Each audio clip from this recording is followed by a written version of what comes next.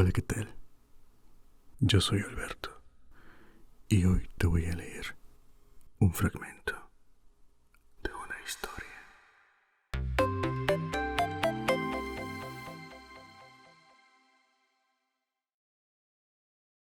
Hoy te presento La Metamorfosis. Por otra parte, nadie le prestaba atención. La familia estaba completamente absorta en la música del violín. Por el contrario, los huéspedes, que al principio, con las manos en los bolsillos, se habían colocado demasiado cerca, detrás del atril de la hermana, de forma que podrían haber leído la partitura, lo cual sin duda tenía que estorbar a la hermana. Hablando a media voz, con las cabezas inclinadas, se retiraron pronto hacia la ventana, donde permanecieron observados por el padre con preocupación. Realmente daba a todas luces la impresión de que habían sido decepcionados en su suposición de escuchar una pieza bella o divertida al violín, de que estaban hartos de la función y solo permitían que se les molestase por amabilidad, especialmente la forma en que echaban a lo alto el humo de los cigarrillos por la boca y por la nariz denotaba gran nerviosismo. Y sin embargo, la hermana tocaba tan bien. Su rostro estaba inclinado hacia un lado, atenta y tristemente seguían sus ojos las notas del pentagrama. Gregorio avanzó un poco más y mantenía la cabeza pegada al suelo para, quizá, poder encontrar sus miradas. Es que ya era una bestia a la que le emocionaba la música. Le parecía como si se le mostrase el camino hacia el desconocido y anhelado alimento. Estaba decidido a acercarse hasta la hermana, tirarle de la falda y darle así a entender que ella podía entrar con su violín en su habitación, porque nadie podía recompensar su música como él quería hacerlo. No quería dejarla salir nunca de su habitación, al menos mientras él viviese. Su terrible forma le sería inútil por primera vez. Quería estar a la vez en todas las puertas de su habitación y tirarse a los que le atacasen. Pero la hermana no debía quedarse con él por la fuerza, sino por su propia voluntad. Debería sentarse junto a él sobre el canapé, inclinar el oído hacia él, y él deseaba confiarle que había tenido la firme intención de enviarla al conservatorio y que si la desgracia no se hubiese cruzado en su camino la Navidad pasada, probablemente la Navidad ya había pasado, se lo hubiese dicho a todos sin preocuparse de réplica alguna. Después de esta confesión, la hermana estallaría en lágrimas de emoción y Gregorio se levantaría hasta su hombro y le daría un beso en el cuello que, desde que iba a la tienda, llevaba siempre al aire, sin cintas ni adornos. «Señor Samsa», gritó el señor de en medio al padre y señaló sin decir una palabra más con el índice hacia Gregorio, que avanzaba lentamente. El violín enmudeció. En un principio, el huésped de en medio sonrió a sus amigos moviendo la cabeza y a continuación miró hacia Gregorio. El padre, en lugar de echar a Gregorio, consideró más necesario ante todo tranquilizar a los huéspedes, a pesar de que ellos no estaban nerviosos en absoluto, y Gregorio parecía distraerles más que el violín. Se precipitó hacia ellos e intentó con brazos abiertos empujarles a su habitación y al mismo tiempo evitar con su cuerpo que pudiesen ver a Gregorio. Ciertamente se enfadaron un poco. No se sabía ya si por el comportamiento del padre o porque ahora se empezaban a dar cuenta de que sin saberlo, habían tenido un vecino como Gregorio. Exigían al padre explicaciones, levantaban los brazos, se tiraban intranquilos de la barba y muy lentamente retrocedían hacia su habitación. Entretanto, la hermana había superado el desconcierto en que había caído. Después de interrumpir su música de una forma tan repentina, había reaccionado de pronto, después de que durante unos momentos había sostenido en manos caídas con indolencia el violín y el arco, y había seguido mirando la partitura como si todavía tocase. Había colocado el instrumento en el regazo de la madre, que todavía seguía sentada en su silla, con dificultades para respirar y agitando violentamente los pulmones, y había corrido hacia la habitación de al lado, a la que los huéspedes se acercaban cada vez más deprisa ante la insistencia del padre. Se veía como, gracias a las diestras manos de la hermana, las mantas y almohadas de las camas volaban hacia lo alto y se ordenaban. Antes de que los señores hubiesen llegado a la habitación, había terminado de hacer las camas y se había escabullido hacia afuera. El padre parecía estar hasta tal punto dominado por su obstinación que olvidó todo el respeto que, ciertamente, debía a sus huéspedes.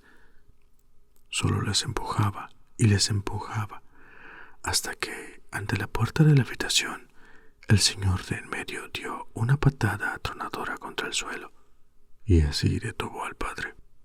«Participo a ustedes», dijo, levantando la mano, y buscaba con sus miradas también a la madre y a la hermana, que tenían en cuenta las repugnantes circunstancias que reinan en esta casa y en esta familia. En este punto, escupió decididamente sobre el suelo. «En este preciso instante, dejo la habitación. Por los días que he vivido aquí, no pagaré, naturalmente, lo más mínimo. Por el contrario, me pensaré si no procedo contra ustedes con algunas reclamaciones muy fáciles, créame, de justificar». Calló y miró hacia adelante como si esperase algo. En efecto, sus dos amigos intervinieron inmediatamente con las siguientes palabras: «También nosotros dejamos en este momento la habitación». A continuación, agarró el picaporte y cerró la puerta de un portazo. El padre se tambaleaba tanteando con las manos en dirección a su silla y se dejó caer en ella. Parecía como si se preparase para su acostumbrada siestecita nocturna, pero la profunda inclinación de su cabeza abatida, como si nada lo sostuviese, mostraba que de ninguna manera dormía. Gregorio yacía todo el tiempo en silencio, en el mismo sitio en el que le habían descubierto los huéspedes. La decepción por el fracaso de sus planes, pero quizá también la debilidad causada por el hambre que pasaba, le impedían moverse. Temía con cierto fundamento que dentro de unos momentos se desencadenase sobre él una tormenta general, y esperaba.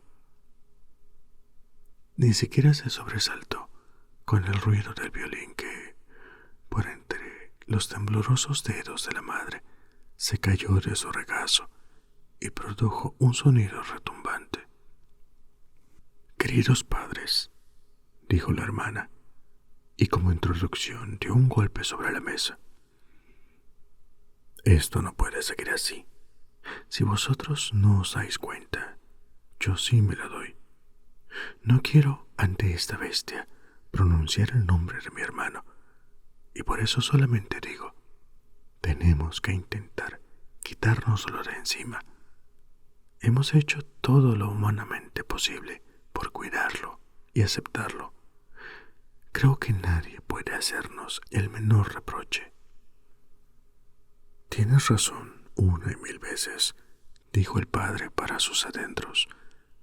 «La madre tenía aire suficiente, comenzó a toser sordamente sobre la mano que tenía ante la boca, con una expresión de enajenación en los ojos.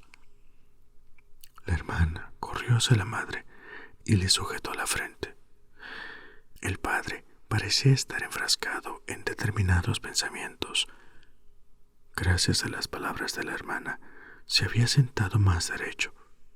Jugueteaba con su gorra por entre los platos que desde la cena de los huéspedes seguían en la mesa, y miraba de vez en cuando a Gregorio, que permanecía en silencio. «Tenemos que intentar quitárnoslo de encima», dijo entonces la hermana, dirigiéndose solo al padre, porque la madre con su tos no oía nada. «Os va a matar a los dos, ya lo veo venir. Cuando hay que trabajar tan duramente como lo hacemos nosotros, no se puede, además, soportar en casa este tormento sin fin. Yo tampoco puedo más».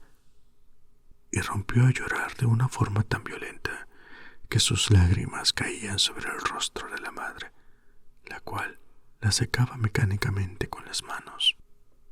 «Pero, hija», dijo el padre compasivo y con sorprendente comprensión, «¿qué podemos hacer?».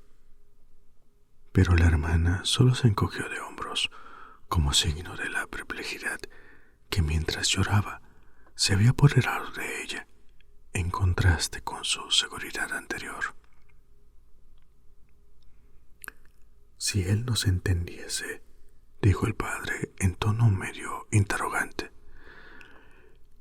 La hermana, en su llanto, movió violentamente la mano como señal de que no se podía ni pensar en ello.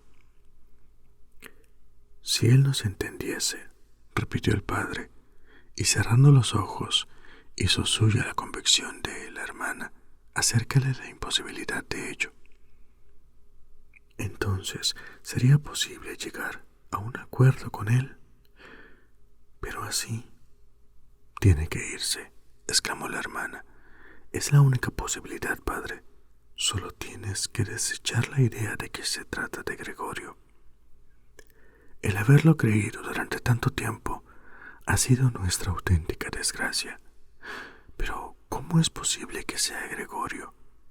Si fuese Gregorio, hubiese comprendido hace tiempo que una convivencia entre personas y semejante animal no es posible, y se hubiese marchado por voluntad propia.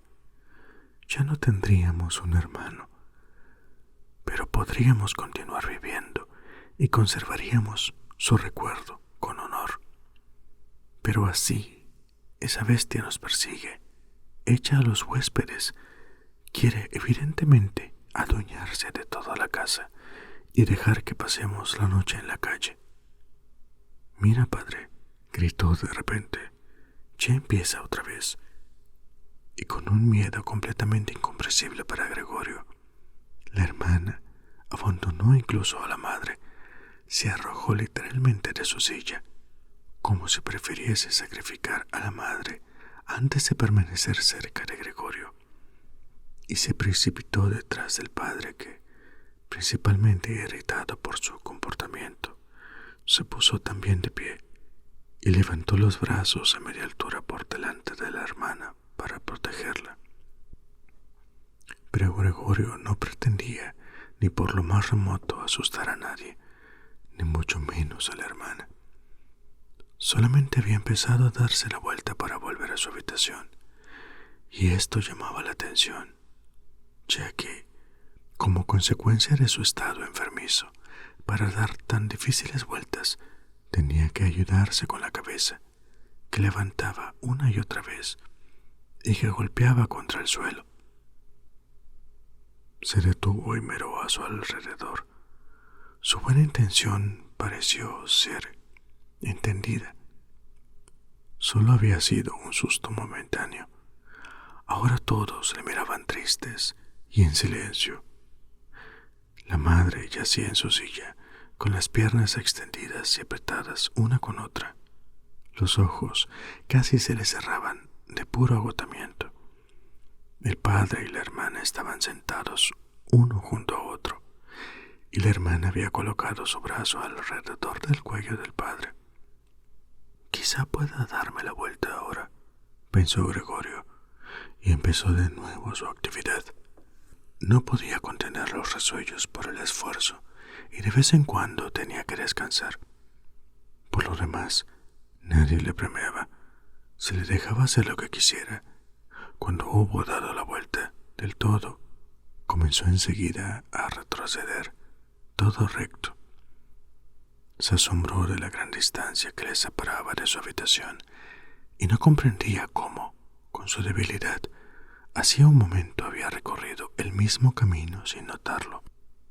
Concentrándose constantemente en avanzar con rapidez, apenas se dio cuenta de que ni una palabra, ni una exclamación de su familia le molestaba.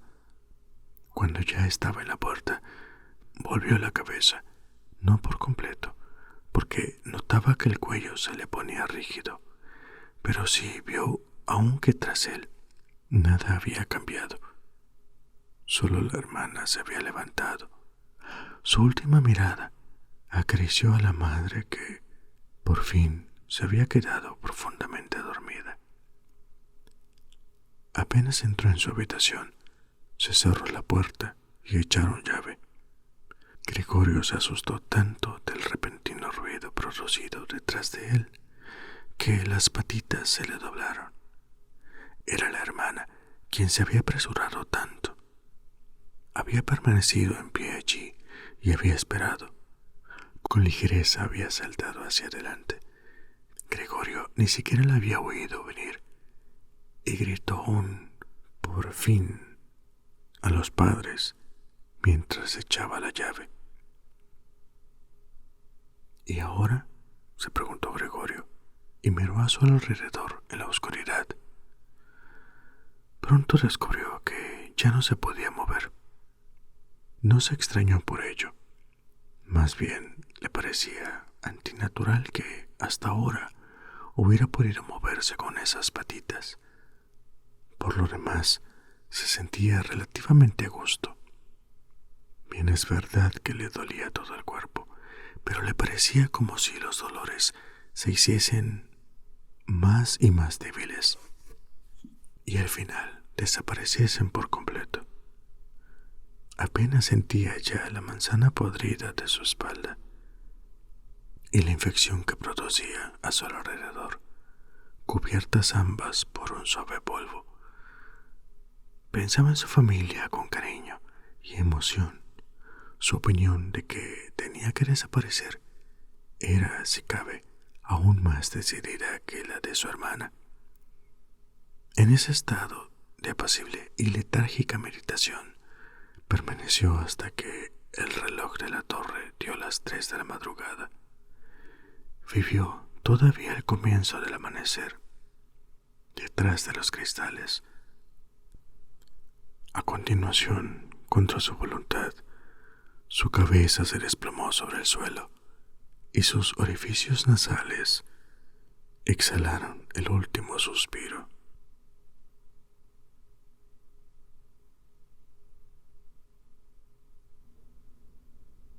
Eso es todo por hoy. Si te ha gustado, dale like y suscríbete. Hasta la próxima. Adiós.